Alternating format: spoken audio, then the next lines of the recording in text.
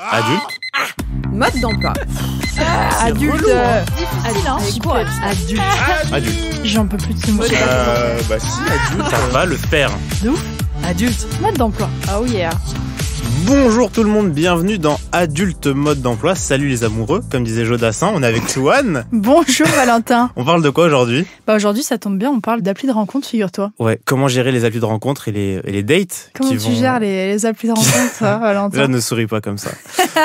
Écoute, moi déjà, j'aime pas trop les applis de rencontre, pas du tout, pour plein de raisons. Parce que ça fait ressortir chez certaines personnes et tout, c'est pas trop mon truc. En plus, ça appuie sur des insécurités chez certaines personnes, dont moi, donc non merci. Je l'ai mis une fois quand même en 2020, mais c'était le confinement. J'habitais à Amiens, donc je pense que je suis pardonnable. Et Amiens confinement, ouais, c'est voilà. bien. Voilà. Et récemment, j'ai une pote qui m'a dit d'installer, au lieu de retourner vers de vieilles connaissances, qu'elle n'aimait pas beaucoup. Oups. Du coup, j'ai installé 2 semaines, figure-toi. Écoute, petite rencontre sympathique. On verra où ça mène, mais on lui passe le bonjour.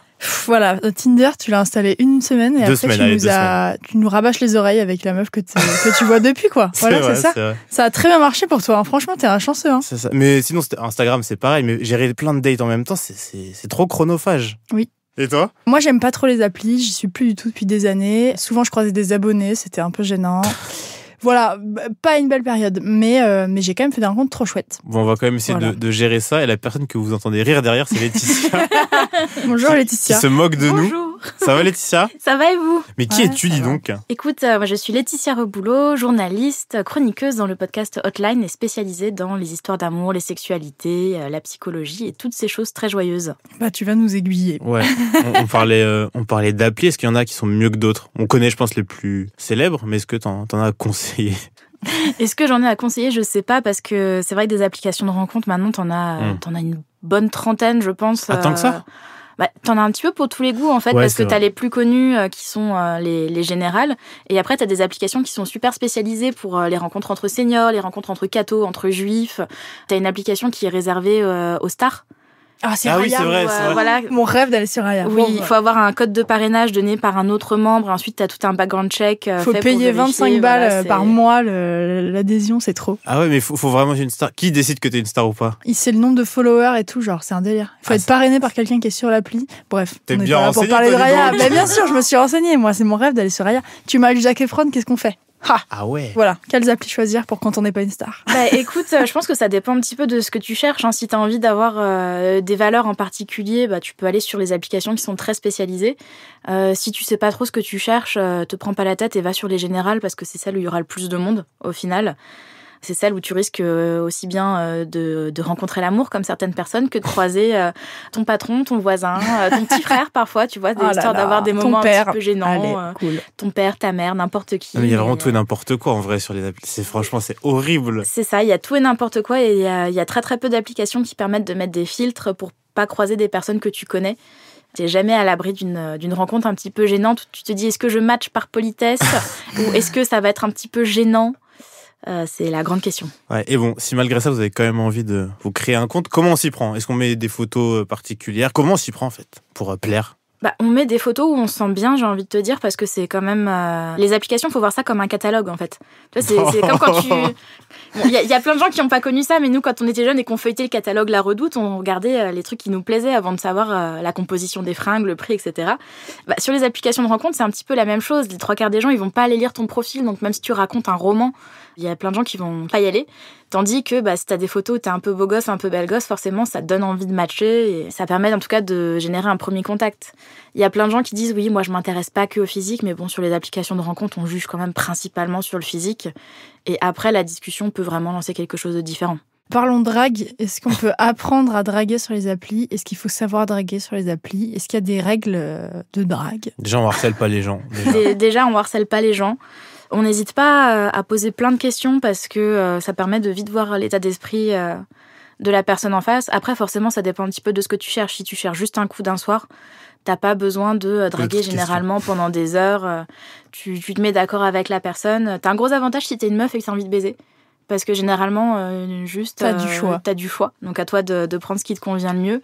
Si tu cherches quelque chose d'un petit peu plus sérieux, là, il faut prendre le temps de vraiment filtrer, lire les profils, poser des questions aux gens parce que t'as aussi énormément de gros queutards sur les applications de rencontres qui vont faire semblant de s'intéresser, qui au final, une fois qu'ils auront tiré leur coup, ils vont disparaître. Pas propre. Ah non, les hommes, c'est horrible.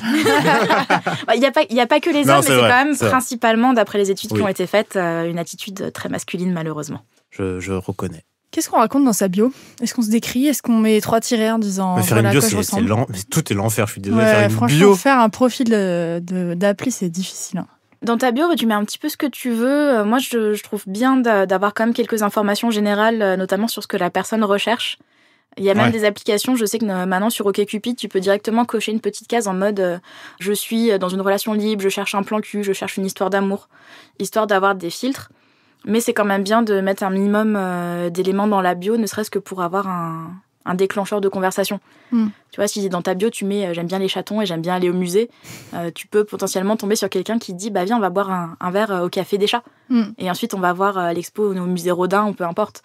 Tandis que si t'as rien, ou alors le pire, les mecs de start-up là, qui mettent des crypto-monnaies dans leur bio, et puis les drapeaux de tous les pays où ils sont allés, puis un emoji muscu, un emoji bière. Oh là là. Ça, pour moi, c'est le premier red flag sur les sites de rencontres et les applications. C'est les emojis. Ouais. Quand il y a que des emojis dans une bio, c'est que la personne, elle savait pas trop quoi raconter, et que du coup, elle a potentiellement pas grand-chose à raconter, en fait. C'est vrai. Et c'est quoi justement les red flags à voir en fait? Le premier, c'est quand t'as qu'une seule photo sur un profil. Pour moi, ça crie que c'est un faux profil.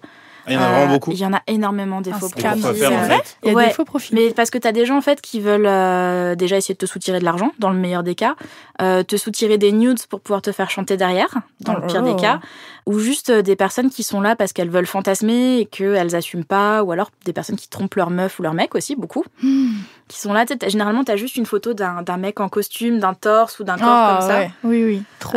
T'as beaucoup de gens qui utilisent des photos de stars, des photos d'influenceurs. Ah ouais? Moi, je sais que, et pourtant, avec ma petite commu à 5000 abonnés, je suis pas une grande star, mais il y a pas longtemps, j'ai un pote qui m'a envoyé un message en mode « Mais je savais pas que t'étais sur OkCupid ». Et moi, j'étais là en mode « Comment ça, je suis sur OkCupid ?» C'est ouf. Je savais pas non plus. Ah, c'est ouf. Et en fait, il y avait quelqu'un qui utilisait mes photos et qui se faisait passer pour moi. Oh là là, quelle angoisse. Donc, pas hésiter, si jamais on a des doutes, à faire une petite recherche sur Google Images inversées. Ah ouais. Histoire de voir si on n'est pas sur un faux profil, si on se dit putain, ce mec il ressemble quand même beaucoup à Zac Efron, sauf que c'est probablement pas Zac Efron. Attends, mais moi, à l'inverse, sur les applis, on me disait t'as pas honte d'utiliser les photos de Louane? Il y a des gens J'ai qui désinstallé. font ça aussi, mais bon, c'est d'un côté, est-ce que c'est mieux ça des gens qui se méfient ou des gens qui se méfient pas, tu vois, enfin c'est. Ouais, non, c'est bien. Hein. Je les matchais pas, puis c'est tout. Et puis après, en gros red flag, t'as les gens qui mettent une liste de tout ce qu'ils ne veulent pas Ouais. dans leur bio. Genre, si tu fais plus d'1m65 et plus de 45 kilos, c'est même pas la peine de venir me parler, j'aime pas les féministes, si t'as les cheveux bleus, c'est mort. Il y a des gens si violents que ça? Il y en a énormément, il y a même ouais des comptes Instagram entiers qui sont dédiés à des captures d'écran de ces profils. Ah oui, pour, d'accord, oui, c'est d'accord. quoi la boîte à charreau? Il y a je sais la pas boîte à quoi. charreau, Je voilà, suis, qui c'est est trop génial. hyper drôle. Et tu dis, mais comment ces mecs espèrent trouver l'amour ou même du sexe? Oh là là, C'est ouais. triste. C'est chaud, hein. Et est-ce que du coup c'est une bonne chose de parler pendant longtemps avant de se rencontrer? Est-ce qu'il faut mieux se rencontrer direct pour voir qu'est-ce qui se passe? Non, faut en vrai. Bah, moi, je suis un peu partagée. Je comprends l'idée de se voir en vrai, mais c'est une réaction qui est, et je le dis vraiment pas méchamment pour le coup, qui est très masculine. Ouais, il y a la dimension de sécurité Parce aussi. que quand t'es une nana sur les applications de rencontres, tu sais que si jamais la rencontre elle se passe mal, tu risques de te faire violer, agresser, Bien tuer. Donc Tutti quanti, voilà, c'est que cool. des choses très joyeuses. Donc pour moi, discuter un petit peu avec la personne, ça permet de savoir si déjà t'es en phase, en particulier si tu veux quelque chose de sérieux. Parce que il y a des choses que tu dis plus facilement à l'écrit en fait qu'à l'oral. Tu peux poser plus de questions, voir si la personne te répond rapidement ou si elle met 3 heures, voir si la personne se souvient de toi. Donc discuter pendant 2-3 jours, voire plus, moi ça me paraît pas négatif en fait sur une application de rencontre. Et justement, il y a des procédures de sécurité à mettre en place ou à repérer. Genre, Moi j'ai envie de te dire que si t'as un mauvais pressentiment, n'y va pas. Généralement, si t'es pas sûr. Si t'es pas sûr, c'est que t'as des raisons de pas être sûr, et même si t'arrives pas à mettre le doigt dessus, ton inconscient il a peut-être saisi un truc que toi t'as pas encore saisi. Est-ce qu'on pourrait dire que quand il y a un doute, il n'y a plus de doute? Exactement. Bien sûr. Et puis après, les précautions de base. Moi, je sais qu'à l'époque où j'étais sur les applications, à chaque fois que j'avais un rencard, j'envoyais à mes copines les captures d'écran du profil du mec, son numéro de téléphone, l'adresse du lieu où on se retrouvait. Je leur envoyais des check-up réguliers en mode « Je suis toujours vivante, ça va, tout va bien. Je vais chez lui, l'adresse, c'est telle adresse. » Juste, en fait, pour qu'elles aient des éléments si jamais il y avait un problème. Et j'avais toujours des copines qui attendaient, en fait, que je rentre chez moi. Qui me demandaient si j'étais bien rentrée, en fait. Mais ça, c'est des réflexes que je pense 100% des nanas ont aujourd'hui. Malheureusement, ouais. Beaucoup de personnes de la communauté queer les ont aussi parce que ce sont les autres grosses victimes du harcèlement et des violences sur les rencontres. Et j'ai même l'impression qu'il y a de plus en plus de mecs qui mettent ça en place aussi parce que y a eu une grosse augmentation des arnaques sur les sites de rencontres et que ça fait jamais de mal en fait de prendre de risques. Est-ce que si on a passé le cap du match, des discussions et qu'on se dit qu'on fait un premier date, c'est normal d'avoir envie de vomir?